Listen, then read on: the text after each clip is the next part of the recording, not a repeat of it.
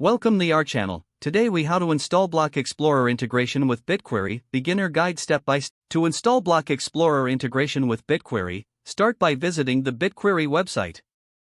Create an account if you haven't already. Log in to your newly created Bitquery account. Once logged in, navigate to the developer section in the main menu. Locate the documentation for Block Explorer integration.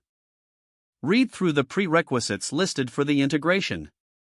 Ensure you have access to the necessary APIs. Download the Block Explorer integration package from the Bitquery site. Extract the downloaded files to a location on your computer. Open your preferred code editor to begin setup. Locate the configuration file within the extracted folder. Enter your Bitquery API key into the configuration file. Save your changes in the configuration file.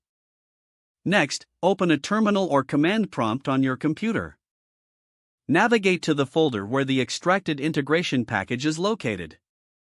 Run the installation command specified in the documentation.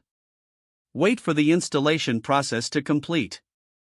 Once installed, configure the integration settings as per your needs. Test the integration to ensure it's working correctly.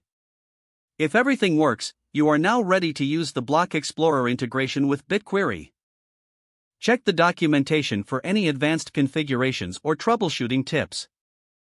Congratulations on completing the installation. If the page does not load, refresh the browser or try again in a private or incognito window. Make sure you are using the correct email address, then retype it carefully to avoid small typos. If your password is not accepted, use the reset option and create a new strong password you can remember. Check your spam folder for verification or security emails, then complete any requested confirmation steps. Enable two-factor authentication if available to improve account security and reduce unauthorized access risk. After signing in, review your profile details so your contact information and settings are accurate and current. Don't forget to like this video and subscribe to our channel for more step-by-step tech guides.